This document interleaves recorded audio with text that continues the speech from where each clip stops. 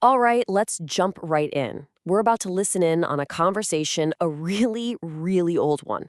We're talking 700 years old. It's this raw, unfiltered dialogue between a human soul and God. And believe me, it tackles one of the biggest questions we could ever ask. So, think about it for a second. How do you find truth when you just feel completely lost in the dark?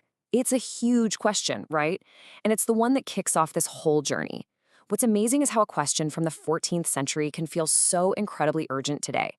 Our text begins with a soul crying out from that very place. And this is that cry.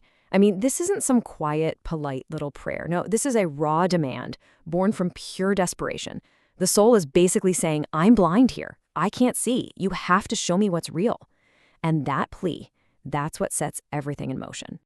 So that incredibly powerful plea, well, it opens the door to our first big idea, the divine dialogue itself.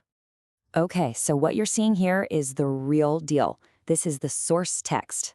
And what's so amazing is that this isn't a story about a conversation. The text is the conversation. It's written almost like a transcript.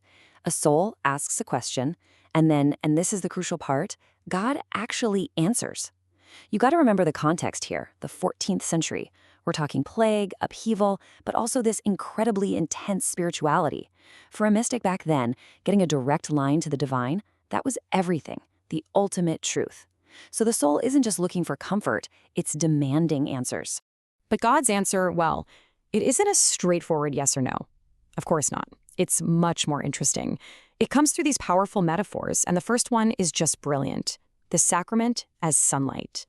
So in response to that desperate plea, God starts to unpack this huge idea of divine grace, specifically how it works within the Holy Sacrament.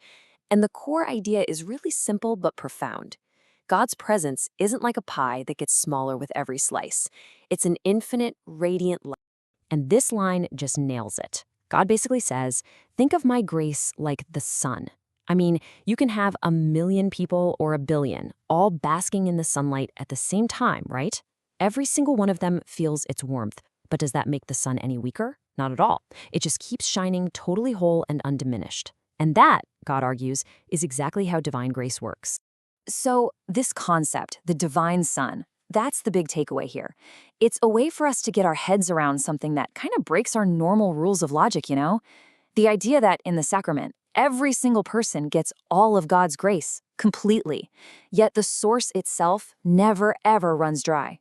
It's this incredible picture of just boundless generosity. And then the text goes even deeper with this metaphor. Think about it. You can't have the sun's fire without its heat and light, right? They're what make the sun the sun.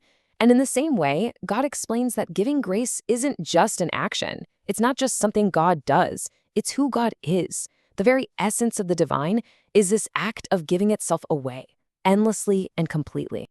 Okay, that all sounds really beautiful and poetic, but it also brings up a pretty obvious practical question, doesn't it?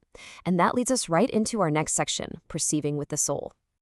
I mean, here's the challenge. The soul, and us reading along, we're being told about this incredible divine reality. But what do our senses tell us? Our eyes see bread, our hands feel bread, our mouths taste bread. So how in the world do you get from that physical reality to this profound spiritual truth? How do you cross that bridge? Well, God's answer is basically, you're using the wrong equipment. Our physical senses, they're built for the physical world, and honestly, they get tricked all the time. But the text says we have a different set of senses, the senses of the soul.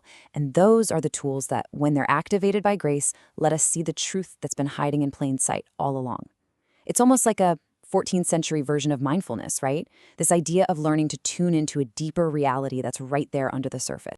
And it's such a beautiful concept. This isn't about logic or reasoning your way to the answer. It's an act of love. The text actually says the soul has to reach out with the hand of love to be able to see. So perception isn't just a passive thing. It becomes an active relationship. It's a connection that opens up the eye of the soul to a whole reality our physical eyes just can't access. Okay, so the soul learns to see with these new spiritual eyes. Great. But then what? What's the point of all this? What's the end game? And that brings us to our final part, the path to union. And this might be the most stunning metaphor in the entire text. It's how God describes what happens to the soul once it's truly received this grace.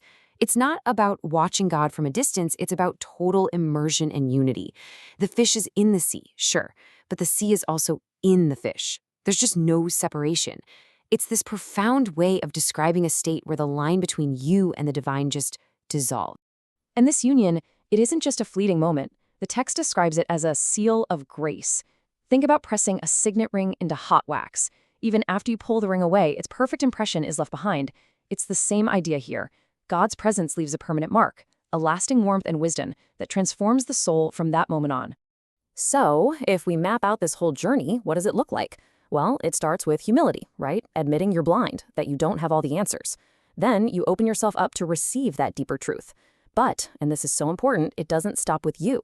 The text is crystal clear. This love you receive has to flow back out in service to others, and only then is the final step possible, that complete union with the divine.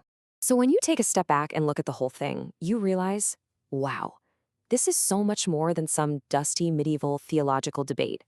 It's a guide. It's a roadmap for an inner journey that's for anyone who has ever felt lost and was just looking for a path toward light and meaning.